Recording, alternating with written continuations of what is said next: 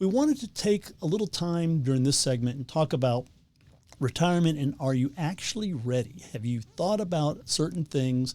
And then we're going to name a couple of ideas that if you're still involved in these areas, you might not quite be ready for retirement. So let's just jump right in. First thing we wanted to say was there is an article and it has these warning signs, and we're going to share those with you.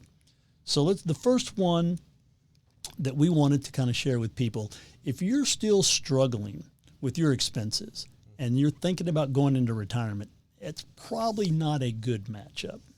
Yeah. I mean, cash flow is going to be the most important thing to manage when it comes to retirement, right? Because if you're having trouble managing cash flow while you have work income, that's probably going to continue to be a problem in retirement. Sometimes we do see people retire with more monthly income than they had in their working years, but oftentimes that's not the case. So if you have trouble making your payments, meeting your expenses before you retire, it's probably not time to retire yet.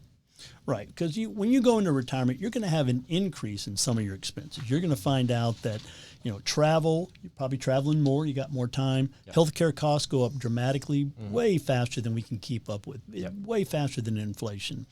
And leisure costs are going to go up. The number of people who say, I'm not really going to do much different in retirement, so I don't need a lot of income, except that I'm buying this boat, and I wanted to get an RV. We're finally going to take a trip to Europe. My wife always wanted to have the kitchen redone. It's like, well, that's a list of some heavy-duty expenses that might not be as easy to finance during retirement. Yeah, I think what's often forgotten is that what's forgotten is how much money you save by virtue of spending 9 hours a day in an office or at work. You don't have time to spend a lot of money. Now you're in retirement and you have all day to spend money. In fact, that's really all you can do because you need to fill up with your day with things that you enjoy.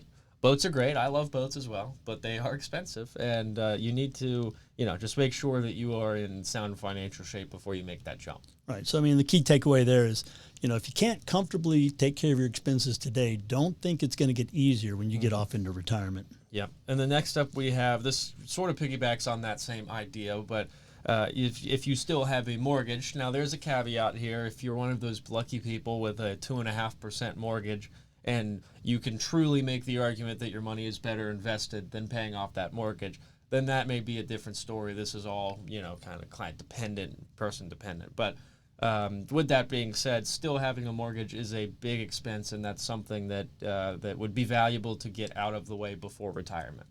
Sure, because every dollar you spend towards your mortgage is $1 or so that you're not going to be able to spend towards the fun things you're hoping to do, or the flexibility, or the healthcare costs, and your living expenses. You can't get past it. You got to live someplace, and if your mortgage is paid off, you can just wipe that off completely. Even if you just said, well, I'm just going to rent. Rent costs are extremely high too, so that doesn't really help you out. Oftentimes more than a mortgage, and a mortgage payment is a significant enough of a payment that could be maybe one of the reasons why. So, for example, we always talk about the 4% rule. Right, this is the safe withdrawal rate, so to speak, that you can pull out of your accounts and maintain your balance as well as allow it to grow over time.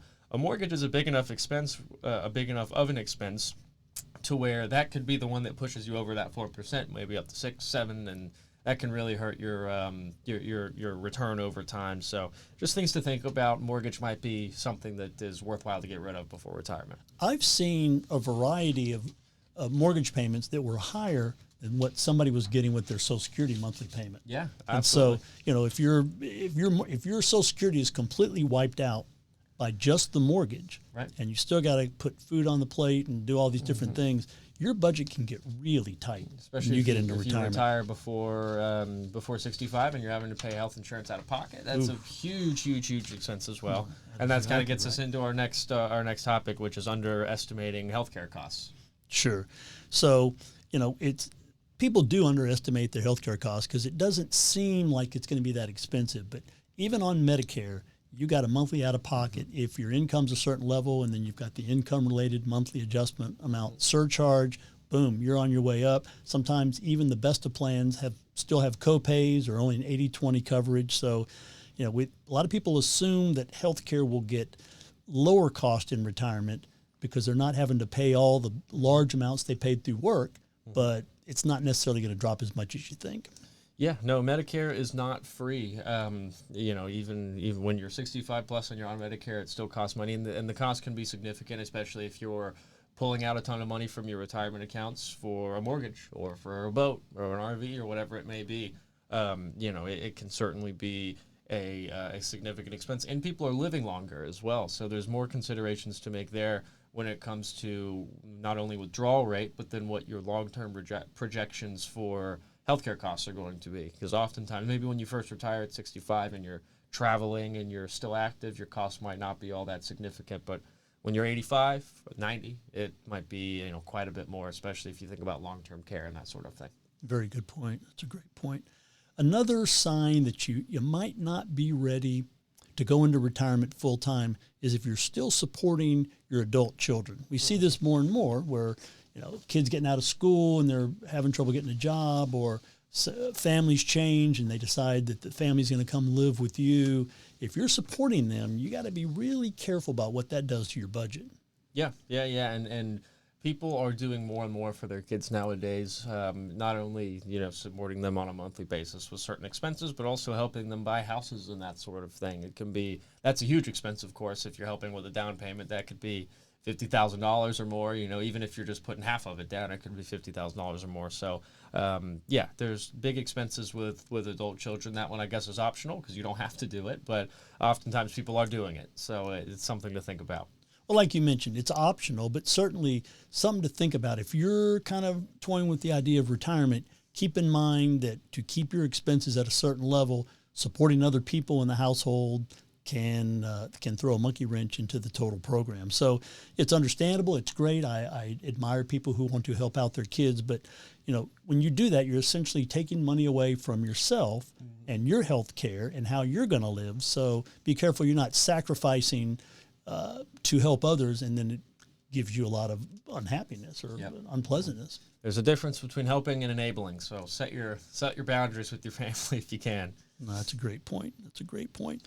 The next item that we think is important as you're deciding if you're going to go into retirement is you need to have an emergency fund. If you haven't got money set aside for an emergency and you're not working and then something happens, you just might not be prepared. Yep. No, absolutely. Emergency fund is important, and not only for emergencies, but it helps you make a more tax-efficient decision when it comes to your withdrawals. So, for example, we have many clients with IRAs, of course, but they also have large money market balances on an after-tax basis. And what that does is they can maybe take their monthly income from their retirement accounts. That's going to be taxed the same way that their W-2 income was their whole life.